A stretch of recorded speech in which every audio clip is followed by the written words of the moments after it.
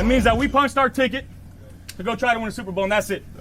We got one game at a time, starting at 1 o'clock on Sunday. Love y'all, boys. Love you. Love you. I'll go to war with every single one of you, every game, all right? Love you, 1-7. Here we go. 1, 2, 3, 1, 2, 3. Win.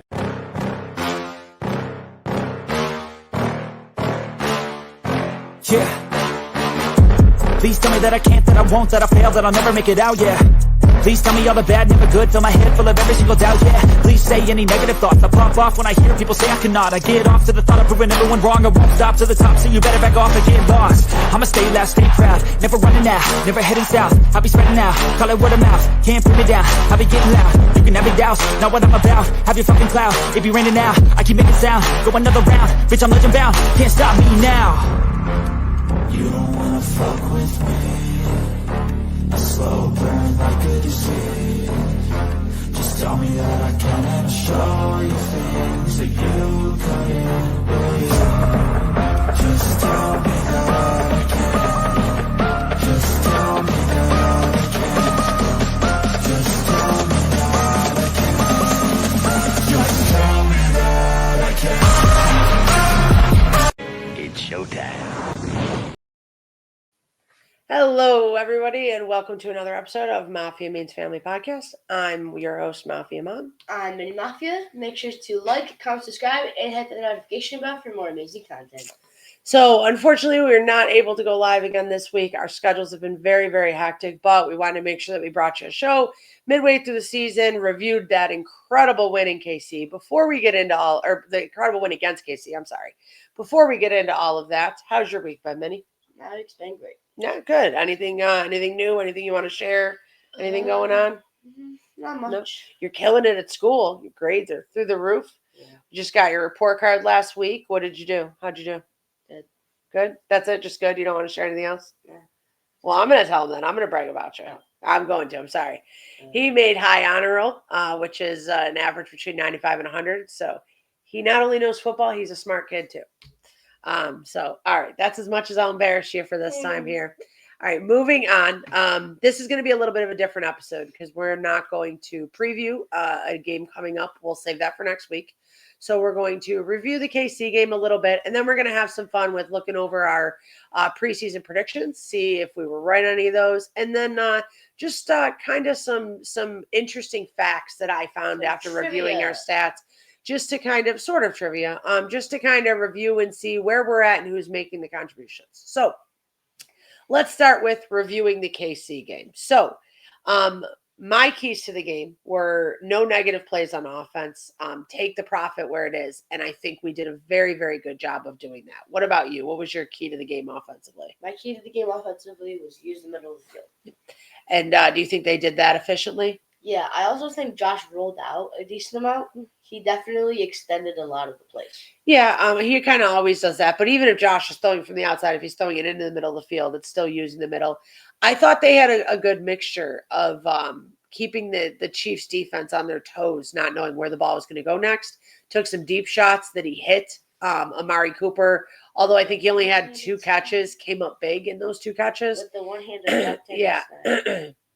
And just overall, I thought the offense played a really good game. Obviously, the Josh turnover, not great. It was one of those just a miscommunication things. I honestly think Josh is right there. If you watch the play again, as Knox comes across the middle, the defender there is flat-footed. To me, if a defender is flat-footed, the guy needs to keep going. If he's backpedaling, that's where you sit down in the area.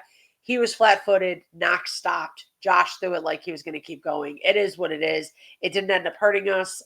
We were still able to obviously pull out the W. So I thought overall the offense did a very good job. Defensively, my defensive key to the game was red zone defense, which we came into the league with a very high red zone defense. Did not do great in this game. I think they went 3 for 3 in the red zone. But the fact that you stopped them from getting to the red zone as often as you did and forced as many 3-and-outs as you did on a team who had been, I think, leading the NFL in 10-plus yard drives going into that game, that was impressive to me. They clearly threw some curveballs at the KC offense they weren't expecting, and I was glad to see it. We actually played man-to-man quite a bit, which we never do. We are a purely zone team, so that was cool to see.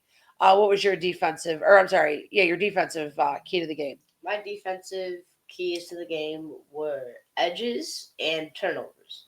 We had 2 turnovers, and I think the edges contained very nicely, and they did it on a home scramble. I think he had 0 carries. Yeah, I think he had him with 0 rush yards. I agree with you. I think even though Greg Rousseau did not necessarily record a sack and he didn't show up on the stat sheet a whole lot, he was disruptive all night, and he pushed Mahomes back into the middle of the pocket, and even the interior of the line was getting pressure, which the Chiefs tackles are weak, and they know it, and everybody knows it, but the middle of that O-line is probably the best 3 in the NFL. So it was impressive that the middle was still able to get a push against that offense. And I think the defense, hats off to you, man. I think Kelsey ended with 2 catches for 8 yards. Diop had like 3 for 23. They essentially took them out of the game. Didn't do horrible against the run. They didn't attempt to run a whole lot. It wasn't that kind of game. But if you take out that one that was like 14 or 15 yards, they were holding him, I think, under 3 yards a carry. So it was good to see that they could put that pressure on the pass game, still cover on the back end, and not get gashed in the run game against an offense that, even if they haven't been rolling, does have a lot of weapons and a lot of options. So that was really good to see out of the defense.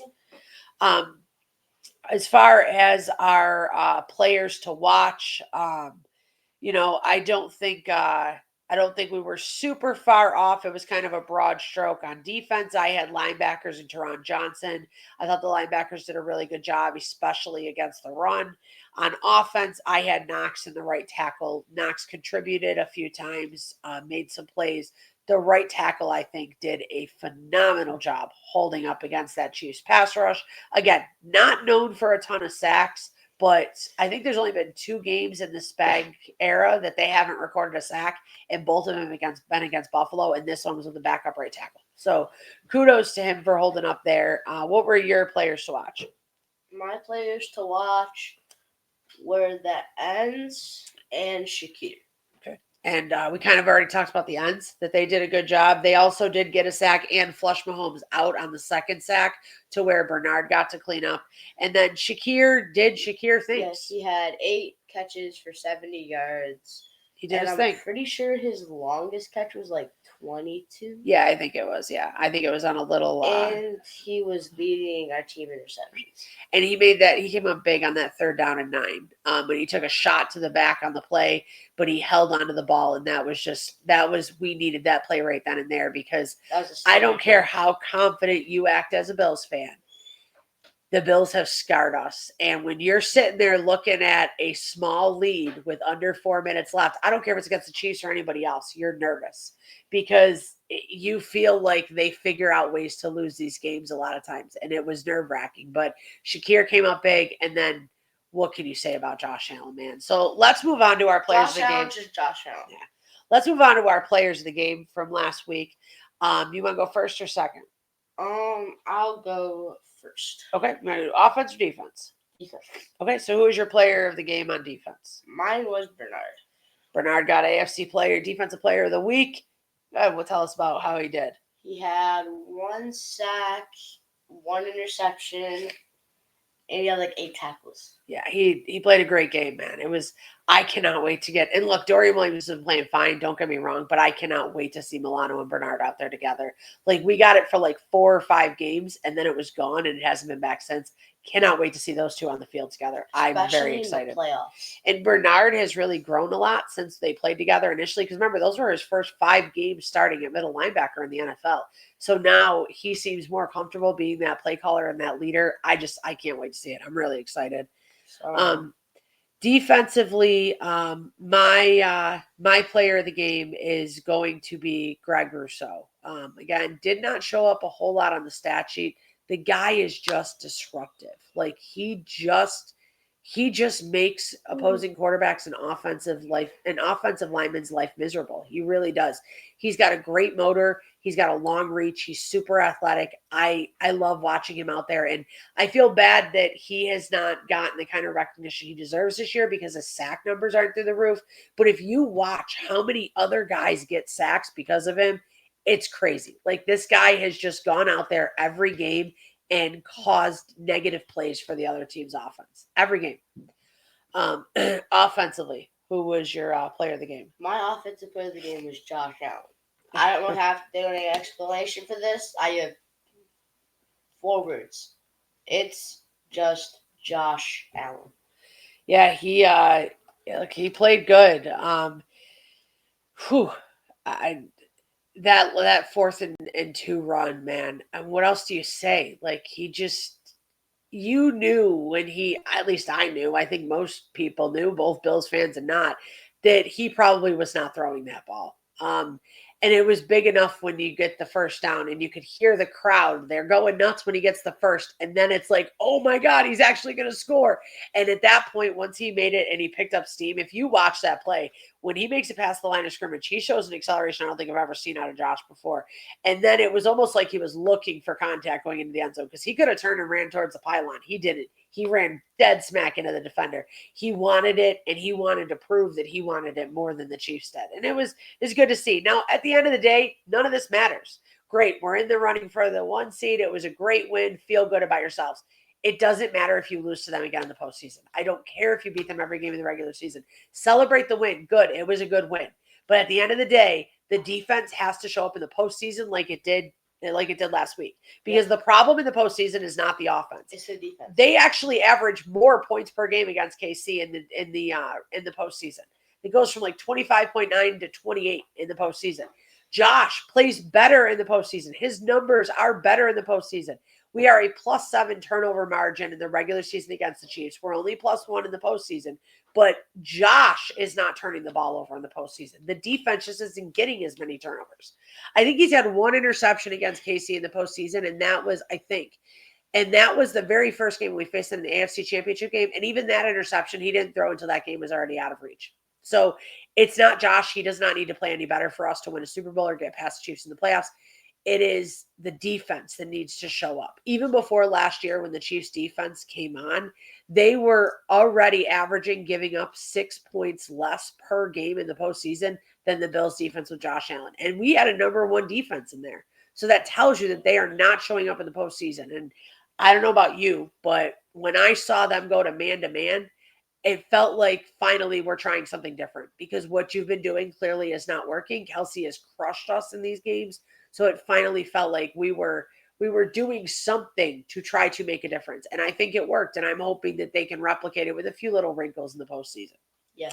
Also, on Josh's run at the very end, he got punched. He did. He got punched again. I think it was Drew Tranquil. They came in. Now, I do 23. think in the defense of the Chiefs player, I think he was going for the ball. He just missed. Josh is like falling back and he has the ball up here. And as he's falling back, Tranquil swings to try to punch the ball out, I think. And the ball gets moved like where he's swinging. The ball was there and then it wasn't. And Josh took it on the side of the helmet, but like on the chin side of the helmet. But like this is 2 weeks in a row that Josh is taking punches. Can we please stop punching our quarterback, please?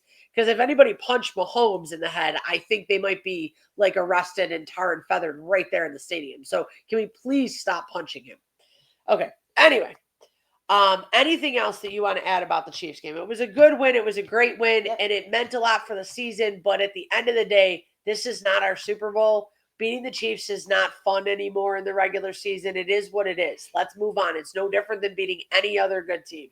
Let's move on and get this number 1 seed and beat them in the playoffs. Yep. Anything else you want to add there? Nope. All right, cool. Let's move on to a different topic. Yes. So now we're just going to do some review of our preseason predictions. So we won't go through all of those. We'll hit a few of them here real quick. So in the beginning of the season, we did over-under on 10.5 Bills wins. Clearly, they appear to be going over that. Yep. We both picked over. Yep. We did also predict Josh to have over 3,750 passing yards. He is on track to go over that as well. The only 4,000 yards. Yeah. He has dropped a little in his rushing attempts and yards and rushing TDs. I don't think that's necessarily a bad thing. We need our quarterback to stop being Superman. Yeah, and he doesn't have to be every play now, and that's nice. Not a running back. His passing TDs are on track to be under 28.5. However, I think you could see a different Josh Allen in December, so it's hard to judge that. Moving on to a few other players here. James Cook right now is on track to be under 1,100 yards. We both thought he would go over. That could change. It's not by a lot, and he did miss a game in there. So we'll see what happens there. Rushing TDs. We had the over-under for the season at 5. James Cook already has 10 rushing TDs. So clearly he went over that. Yep. It's a credit to Joe Brady of figuring out how to take some pressure off of Josh Allen in the red zone. And it also probably explains why Josh's touchdowns are down, because James Cook has had so many of them. And good for him. James Cook's receiving yards and receiving touchdowns are both low for where we expected him to be, but we're running the ball a lot more. So I don't think that that's horrible. Plus Ray Davis has made some plays. So there's reasons for it. And I don't think those reasons are necessarily bad. And they're definitely not about James Cook not doing the right things. Dalton Kincaid, we both thought he would be over 800 yards for the season, right? Yep.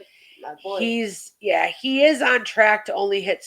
He is on track to be under that right now. But again, both for him and Coleman, who are both on track to be under 800 yards right now, I think we could expect to see some more from them as the season goes on, especially Coleman. That chemistry with Josh is clearly coming on. The last 2 games before he got hurt, he was making a big difference. So I think he's going to see his targets go up. And he was head topping people. Yeah.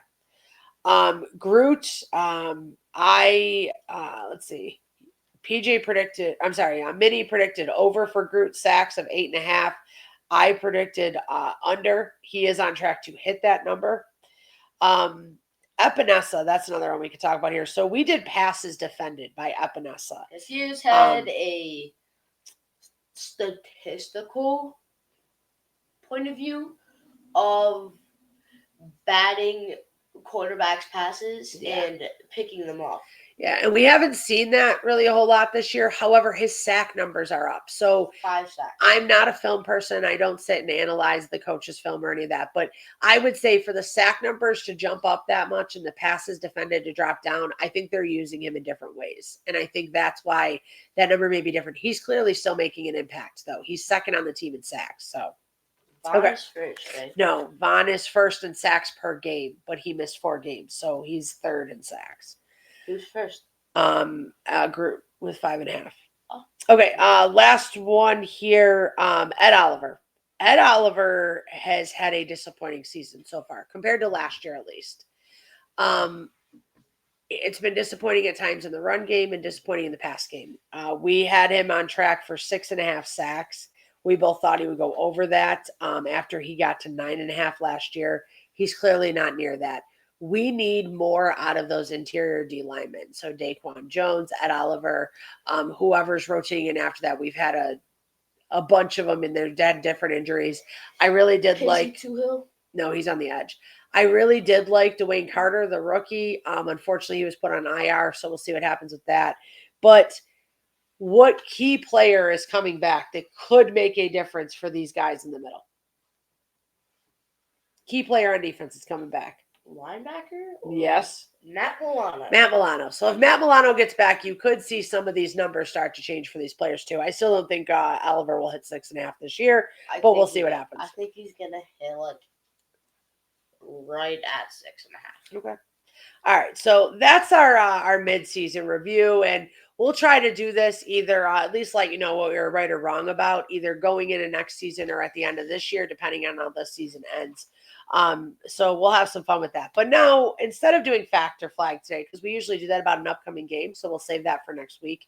Let's get into what I find some interesting numbers from this year. So give me a moment here. Let me get this pulled up.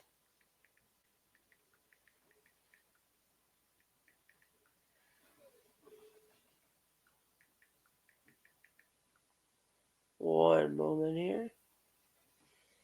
All right. So, okay. Obviously, James Cook is leading the Bills right now in rushing, right? He has 596. Who is second? Josh. No, it's not Josh. He hasn't had too many. I don't think it's Ty Johnson. I think it's Josh, isn't it? We're forgetting about somebody. No, it's not Ray Davis. Okay, so you think Josh? Yeah, I think it's Josh. So you would be right. It is Josh. It's Josh by about 30 yards. So Ray Davis, James Cook has 596, I'm guessing Josh has 400. 316. And Ray Davis has 279. So here's a question though for you. So, and Josh is part of this. Okay. So for Josh and our running backs, who averages the highest yard per carry? Now, a lot of times quarterbacks have an advantage on this because they don't rush too many times. right. And when they do run, it's they usually get that they big see the rushes. opening. But Josh has been stopped at the line of scrimmage a lot this year. So who leads us right now in yards per carry out of the three main running backs and Josh? Ray Davis? Interesting. Ray Davis is second. I don't think it's James Cook. He hasn't had too many big runs. Okay. Also, he's been stopped like a bunch. Fair. So I think it's Ty Johnson. It is Ty Johnson. 5.3 yards a carry for Ty Johnson. Now, 5 yards a pop, I'm happy with that. He's only had 22 rushes, so it is smaller. However, he is a lot of times running the ball on third downs or late in games. So for him to still be averaging that much, Josh is actually last out of the three with only 4. I'm sorry, Ray Davis is last with 4. Josh Allen is second with 4.7. I'm sorry, I read that wrong. All right. Now, who is leading us in receiving yards? Receiving yards? Yep. I don't think it's Coleman. I think it's Shakir. Okay, good. It is Shakir. Now, who is number 2 in receiving yards? And remember, this is not just wide receivers. This is anybody who catches pass. Dalton Kincaid. That would be a fair guess. Or Keon. I think it's Keon Coleman. It is Keon Coleman. It's So because he has so many like 40, 50-yard catches. Khalil Shakir, he's only had like 1 or 2 really deep ones, but Khalil Shakir has 599 yards. Keon Coleman, who has played one less game than Shakir, has 417. And if you compare that to the other rookie wide receivers who were taken in the first round, it's not bad. Now, it's not competing with Brian Thomas and stuff, and I get that. Brian Thomas is like the pass catcher on that team. Who's Brian Thomas? Brian Thomas Jr. He is with, I think it's the Jags. I don't know, but those are Marvin Harrison Jr. Like these guys were known to be number 1 overall pick, like first round picks and all that. Keon Coleman was not expected to make this kind of impact this early. So I think that's a really good sign. Here's a question for you. Who leads us in average yards per reception? Khalil Shakir, so many rack yards. Fair. Okay. The average yards per reception? Yep. It's either him or Keon Coleman. It is Keon Coleman by a lot. Keon Coleman is averaging 19 yards per catch. 19. Now, Khalil Shakir averaging like 10? Khalil Shakir is only around 10. And he does a lot of the wide receiver screens, which don't always go for far. Who is second in yards per catch? Shakir, isn't it? Nope. Kincaid? Nope. Curtis Samuel? Nope. Dawson Knox? Nope. Who else catches passes? James Cook? Nope. Ty Johnson? Nope. Wait, I know we have another. I can't believe you're forgetting this person. I know we have another receiver. Yeah, Amari Cooper. Amari Cooper. There it is. Yes. So Amari Cooper Cooper is averaging 17.7 yards per catch. It is a lot. It is a lot. Okay. There are 2 pass catchers who lead us in most receiving TDs so far this year. Khalil Shakir is out there. He is or he's not? Isn't. He only has 2. Okay. 2. Like, he only has like 1, 2, or 3. He doesn't have many. Okay. Dalton Kincaid has a decent. He has like 4 or 5. Coleman has 3. Amari Cooper is 2. Curtis Samuel has 1. You're off on some of these numbers. I'm guessing So 2 guys lead us. Dalton Kincaid and Keon Coleman? Nope. Neither one of. Oh, Keon Coleman is. He's tied for the lead with only 3. 3. Kincaid only has 2. He only has 2. And Amari Cooper only has 1. Who's tied with them though? James Cook? Nope. Ty Johnson? Nope.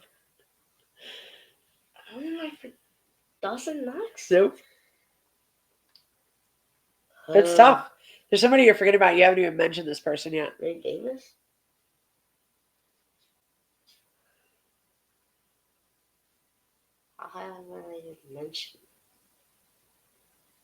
I've mentioned all of our pass catchers. I'll give you a hint. This person has really had to step up due to injuries and made an impact on the game. They made some big catches and big moments. Oh! I forgot his name. Tell me something about him. He doesn't wear shoes. Mac Hollins. Yes. Shoeless Mac Mac Hollins. I knew that's what you were going to say about him. So, yeah, they are both tied with three receiving TDs each. So it shows you the kind of impact Keon Coleman is having. And again, Coleman played 2 less games than Mac Hollins. But I've heard some people hating on Mac Hollins, and I don't get it, man. He's a number 4 receiver. The dude comes up big when we need it. Like when we need a big catch. Amari Cooper, Keon Coleman. He's done more than Curtis Samuel this year, but I put Dalton Kincaid over him. Mac Hollins has, like, even last week on that drive right before the end of the first half, Mac Hollins had another big catch and got out of bounds. The guy is good, and he contributes when he can, and he is a guy that they love in the locker room. So no complaints about him. Okay, I got an interesting one for you here. Shoeless Mac Hollins. Who has our longest reception of the year? The longest reception of the year for a Bills pass catcher. Any type of pass catcher. Dawson Knox. He did have like a 40-yard catch, but Dawson Knox's longest is 34. Yeah, I was close. Only 6 yards off. I feel like Keon Coleman had like a 50 or 60-yard catch. Keon Coleman had a 57-yarder. It is not him. Somebody else had a longer catch. Khalil Shakir had like a 60 or 70-yard catch. Khalil Shakir had a 52-yarder. Oh, that's so close. Is Dalton Kincaid? Nope, Dalton Kincaid's longest is only 28. I didn't think it was him. It's not Curtis Sam. Is it Mac Hollins? It is not. Mac Hollins' longest is 44. So Keon Coleman is 57.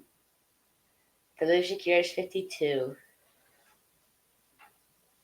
It's not Dawson Knox. His was 36. 34, yep. 34. It's not Dalton Kincaid. His is 28. It's not Curtis Samuel. I'll give you a hint. This catch happened versus a divisional opponent. We've only played 3 of those games this year.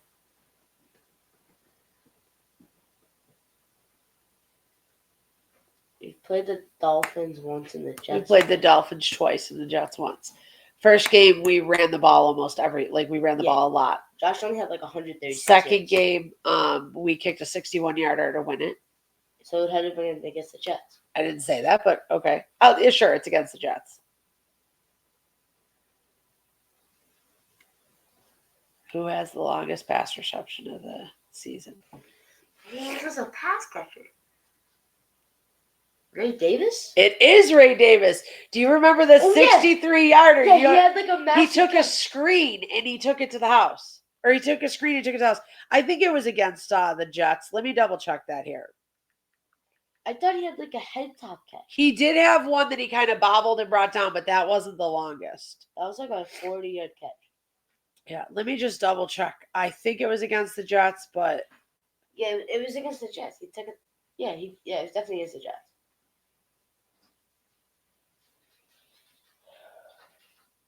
let's see. Actually, it was against Miami. It was against Miami, so it was a divisional opponent. My apologies. So it was against Miami. It was the 60. He took a screen and he just took it to the house. Like it was a check down and he just took it to the house. It was incredible. Oh, yeah, because he broke like 3 or 4 tackles. Yeah, he didn't get touched until he was like in the secondary, and then he made the guy in the secondary miss. Okay, ready? So we got a couple more here, okay? Yay. Okay, so Khalil Shakir has 599 yards receiving right now. We all know that he is near the top of the league, or he may be leading the NFL still in yards after catch. Yep. How many of his 599 yards are from yards after catch? I'm guessing it's like 250 to 300. You're way off. Really? Yeah. 400? Higher. 500? 460 yards of his 599 are yards after catch. 400 what? So 460. So essentially For every 1 yard Josh throws it to him, he picks up 129 another 3 in yards after Only catch. 129 yards don't have yards after catch. 139. Yeah, 100. So it's about a quarter. About a quarter of his yards are from actual pass yards. The rest is yards after catch. He's taken a lot of those little bubble screens for 10 yards. Like that happens a lot. 5+ yards. Okay. Last one for the offense for now. Who would you guess leads us in first down plays, first down catches? Oh, Shakir. Khalil Shakir. All right. 26. Yeah, easy. Now, 26. yep. Now we got a couple guys in single digits, okay? But there are 3 players that are in the teens, okay, after Khalil Shakir. So we have one at 18, Collins, one at 16. Wow. Well done. So there's 18, 16, and 15. Who do you think second at 18 for first down catches? He is. Congrats. Then Matt Collins, then Keon Coleman. Swap those. Keon Coleman at 16. So the point of me saying that is that Keon Coleman, again, is a rookie, and he has missed 2 games due to injury. Yet he is averaging as many first down receptions as all but one guy on our team per game, essentially. That's impressive for a young guy. That means that when it's a big moment and Josh needs a play, he is willing to look at Keon Coleman. I could see his numbers in the back half of this season when I'm hoping he's back from injury against the Niners. I could see his numbers shooting through the roof because him and Josh have clearly started to build that chemistry, and Josh is starting to get acclimated to playing with a 50-50 wide receiver. So he is willing to just throw that ball up. And with Amari Cooper starting to get healthier, and I'm hoping the cast might be off by the time he plays again in Niners. But even if it's not, he still is effective, and he's still going to draw coverage.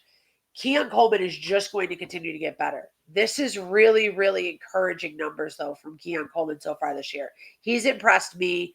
I wanted him to do well, and I was hoping the fan in me was, but I knew how the Bills were about rookie pass catchers, so I didn't know how it was going to be. I'm impressed with him. What have you thought of Keon Coleman? He's turned into like one of your favorite players. Yeah, he is my third favorite player. Yeah. Behind Delta Kincaid, Greg Rousseau, Keon Coleman, Tyler Bernard. Then I don't know the next one. I got a lot of favorites. Yes, you do. All right. This is definitely my top 3. So let's move on to the defensive side of the ball here. So the Bills have nobody on the team with more than 2 interceptions. Okay. I didn't know Tyler Bernard has 2 interceptions. 3, 4, 5. They have 6 guys on the team with 2 and 1 guy with 1. They have 13 on the season. Can you name everybody who's gotten an interception this season? Everybody? Yep. So there would be 7 players. Taylor Rapp. Taylor Rapp has 1 or 2? 2. Yep. Tyler Bernard 2. Terrell Bernard 2. Yep.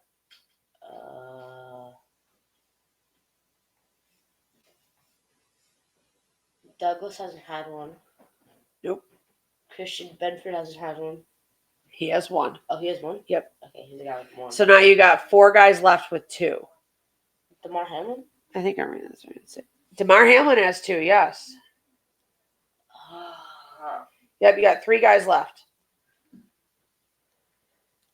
Doesn't Casey Doolittle have 1? Nope. Dwayne Carter? Nope.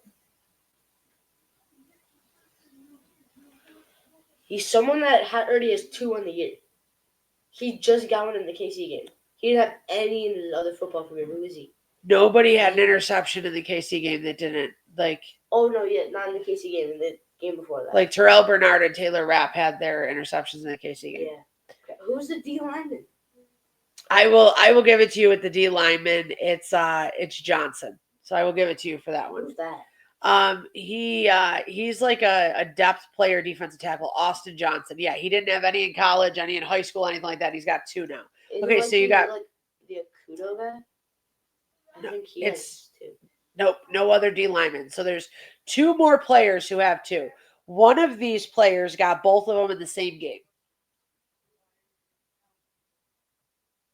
The other one took one to the house. Game. That's not where he got both. Teron Johnson has 2 on the year. Yep, he took one to the house. And then the last player, it was earlier in the season. He got 2 of them. He took one to the house. Oh, Ingram. Yes, it was Ingram. Congratulations. Good job. Good job. Good job. It was Okay. just the Dolphins. Okay.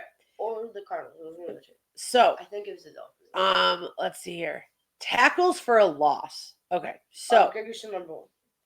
Greg Rousseau is number 1 with 12. And last I And checked, Terrell Bernard. that is best for second most in the NFL. Tied for second most in the NFL. So, Who's again, number 1? even though Greg Bosa? Rousseau, I'd have to look again. I don't remember who it was. Even though Greg Rousseau is not showing up on the stat sheet in the ways we would like with sacks, he is making an impact. 12 tackles for a loss. That is crazy numbers. What do you think the second high? I don't know. It doesn't matter who it is. Highest? Who? How many do you think they have? So Greg Our Rousseau team? has 12. Yep. Who do you think second highest in our team? And I'll tell you, it's Dorian Williams. How many do you think he has? 6. Only 5. I was gonna say Which 5. and I you thought were it was close gonna though, be but higher. that's crazy to me. Like Greg Rousseau has 12. The next closest guy has 5. It just shows you the Not Terrell penetration Bernard? he's getting. Dorian Williams had 5. Then Terrell Bernard. Terrell Bernard has 4. Russell Douglas has 4. AJ Epinesa has 4. A few guys. Von Miller, Dwayne Carter, they both have 4. So there's a bunch of guys A in there lot on of that. people have 4. Yeah. Yeah, for sure. Okay. Let's see here. We'll do one more. So we have recovered 8 fumbles this 8? season. 8. Yep. Terrell Bernard. Hang on. Let me check something here. I think Terrell Bernard has Only 3. one guy has more than 1, and it is not Terrell Bernard. Can you name how many of the players can you name that recovered a fumble? Bernard. Bernard recovered 1. Yep. Douglas. Douglas does not have one. He has a forced fumble, not a fumble recovery.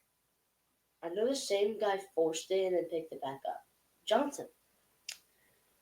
I'm pretty sure Johnson Sean forced a Johnson. fumble, did not recover 1. So? Let me find Greg Rousseau. I think Tuha had one too. Greg Rousseau has 2 forced fumbles, no fumble recoveries. Tuha? Casey Tuha? I think he did get one. Let me find him here. So far. Tuhill has a fumble recovery, so you got 2 so far. How many are they? 1, 2, 3, 4, 5, 6, 7, 8, 9, 10. How is that possible? We only have 8. There's 10 guys, but it's saying we only have 8 fumble recoveries, so I don't understand how that's possible. But Ingram? Does he have any? Ingram, no. Russell Douglas? You already said him, no. He has a forced fumble. He doesn't have a fumble recovery. I did already say him. Taylor Rapp? Taylor Rapp has none. You're just guessing defenders now. I know, it kind of has to be. No, it doesn't. Special teams. We didn't get any on special teams. Oh, I think the fumble recovery, because I guess if you recovered your own team's fumble, but yeah, that's also on here. That's what some of it is. So we'll take out those. We'll just work with defenders. So then there's 8.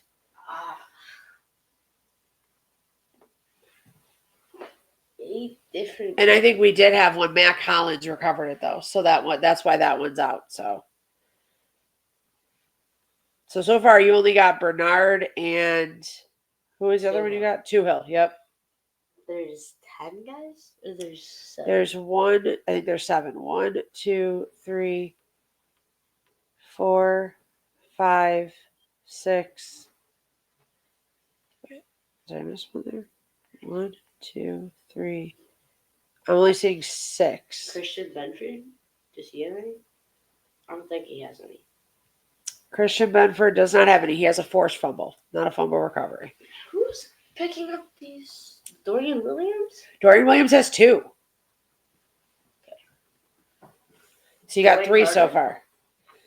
Dwayne Carter, no, none. AJ Epinesa? AJ I don't Epinesa, think he has any. I don't know. I don't no, think he's he got has. 2 forced fumbles. Who's picking up the fumbles? I have 3 guys right now that have it. Okay, so I have one of them here Oliver? who is a backup. Actually, 2 of them are backups. Johnson? The D-line Johnson. Nope. 2 of them are backups and 1 is a starter. Two are backup what position? They Like secondary or D line? they are not on the D line. So they're in the secondary. Or The linebacker. right. Being inspected. Balin Spector does have a fumble recovery, yes. So now you have two more. They're both in the secondary. One's a backup, one's a starter. Cam Lewis. Cam Lewis does not have one. Does DeMar Hamlin have one? DeMar Hamlin does have one. Yep. So you got one left. So is there Backup. Backup secondary. Backup secondary. I should know this. He's a backup corner. Nickel? No, just a backup corner. So normal corner. Yeah. Who's a normal corner? Now you give up? No. Is there a backup normal corner? Okay. This is our last one, so. I don't want to give up, like, no idea who it is. I'll give you one more hint. We drafted this guy. You drafted him? Yep. Recently. Like last couple Elam. years. Elam does have the last one. So He only played for, like, a couple plays. he played in one game. Somebody was hurt. Benford was hurt, I think. So that's kind of our midseason recap here. Just decided to have a little fun with it and point out some numbers that at least I found interesting. I hope you did too. I hope you found him interesting and had fun playing the game. We will hopefully be able to either go live or record a show for next week's preview versus the 49ers, because here on out, these games are all big and they're all important. And we need to just keep playing Buffalo Bills football. Josh Allen needs to keep being smart. The defense needs to keep playing the way they played against KC. That's what I want to see every week. I don't want to see back in a prevent defense where nobody's covering underneath and they pick up 20 yards. I don't want to see the missed tackles. I don't want to see the no pressure on the QB. I want to see this consistent defense that we've seen here. And there's no reason why we can't get there, especially with Matt Milano coming back. And let's not forget, when we faced KC, we had no right tackle. We had a backup right tackle. We were missing starting tight end. No Dalton Kincaid and Cam Coleman. And I think that pass to Morris, I think that pass is complete if it goes to Knox or Kincaid, who Josh has more chemistry with and has played with more. I think the fact that Kincaid wasn't in the game was why that pass ended up coming up short. But it was a bad throw either way. Josh has to be better. Fine. Anything else you would like to add about the KC game or about our midway point in the season? No?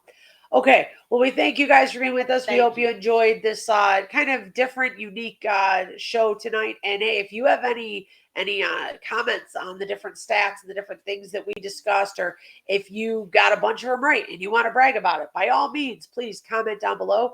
In the meantime, there are tons of great shows on Tommy's channel here. Please check them out. Yep.